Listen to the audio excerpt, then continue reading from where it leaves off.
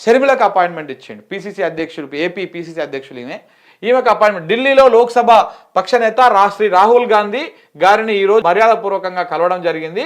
ఈ సందర్భంగా ఏపీలో పార్టీ బలోపేతం కోసం వివిధ అంశాలపైన చర్చించడం జరిగింది. చర్చించక్క మంచిగానే. ఎందుకంటే మనము అది అంటారు చూసిన సామెత, శత్రువులు ఏడనో ఉండర్రా ఆడవిల్లల రూపంలో మన ఇంట్లోనే ఉంటారని ఒక సినిమాలో ఉంటుంది. జగన్కి శత్రువులు ఏడనో లేకుండే, ఇంట్లోనే ఉన్నారు. ఇప్పుడు ఈమెను డైరెక్ట్ బయటపడి ఇలా జగన్ ఓటమికి అక్కడ కారణమైంది. షర్మిల చూడండి, ఎక్కడ లెగ్గు మోపితే అక్కడ ఆ రాష్ట్రం కొంత ఒక 10 సంవత్సరాలు వెనక్కి పోతా ఉన్నది.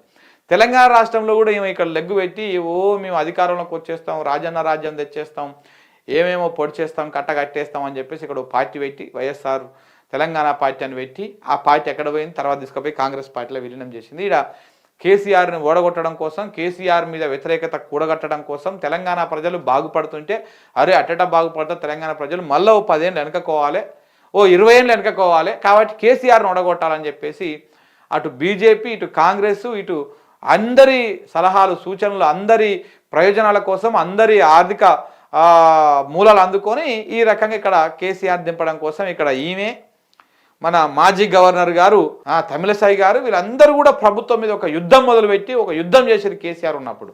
కేసీఆర్ దిగిపోగానే అందరు మాయమైపోయారు. ఎక్కడ పోయారో ఏమో, టక్కున సుక్కలు మాయమైపోతాయి చూస్తాం ఆకాశంలో, అట్లా మాయమైపోయారు. ఈ బ్యాచ్ అంతా కూడా కనపడకుండా పోయింది. అంటే కేసీఆర్ దింపడమే లక్ష్యంగా ఒక లార్జర్ స్కేల్లో ఒక స్కెచ్ చేసుకున్నారు. ఆ స్కెచ్లో వీళ్ళు సఫలమయ్యారు. కేసీఆర్ ఆ కుట్రను ఛేదించలేకపోయిండు, ఆయన ఓడిపోగానే మళ్ళా ఇక పక్కన జగనన్నం కూడా ఓడగొట్టాలి కదా, జగనన్నం కూడా ఓడగొట్టాలని చెప్పి అక్కడ పోయింది, పార్టీని తీసుకుపోయింది, కాంగ్రెస్ పార్టీలో విలీనం చేసింది. చూస్తున్నామని జరిగిపోయినాయి ఇవన్నీ. అక్కడ ఏపీలో కాంగ్రెస్ పార్టీ పగ్గాలు తీసుకున్నది, అక్కడ ఎన్నికల్లో పోటీ చేసింది, మళ్ళీ అక్కడ కూడా జగన్ని ఓడగొట్టింది. ఇదంతా కూడా అమ్మగారు ఏడ లెగ్గు పెడితే ఆడ మంచిగా ఏమంటారు అవన్నీ సిరులు, పంటలు, పచ్చగా వాతావరణం అంతా ఉన్నటువంటి రాష్ట్రాలు కూడా బుగ్గి అయిపోయేటువంటి అవకాశం కనపడుతూనే ఉన్నది. ఇక క్లియర్గా తెలిసిపోయింది ఈ 2 రాష్ట్రాల వ్యవహారంలో. మేడం గారు ఏడు అడుగు పెడితే ఆడ అద్భుతంగా విరాజిల్లుతుంది అన్నమాట. సో సేమ్ అట్లా తెలంగాణలో ఎట్లా విరాజిల్లిందో ఇప్పుడు ఏపీలో కూడా అట్లనే విరాజిల్లుతూ ఉంది. ఇంకా పార్టీ బలోపేతం చేసిననుకో ఇంకా అద్భుతంగా విరాజిల్లుతుంది. సో ఇట్లా ఈమెకు అపాయింట్మెంట్ ఇస్తున్నాడు. ఎవరు? షర్మిలకు అపాయింట్మెంట్ ఇచ్చిండు. అక్కడ ఆ పార్టీకి తోకలేదు ఈకలేదు. ఏపీలో కాంగ్రెస్ పార్టీకి తోకలేదు ఈకలేదు.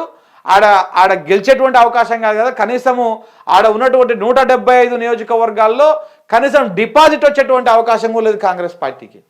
కానీ అక్కడ పార్టీని బలోపేతం చేయాలని చెప్పేసి రాహుల్ గాంధీ ఈమెతో కలిసి చెప్పిండు అని చెప్పేసి ఆమె పోస్ట్ పెట్టింది.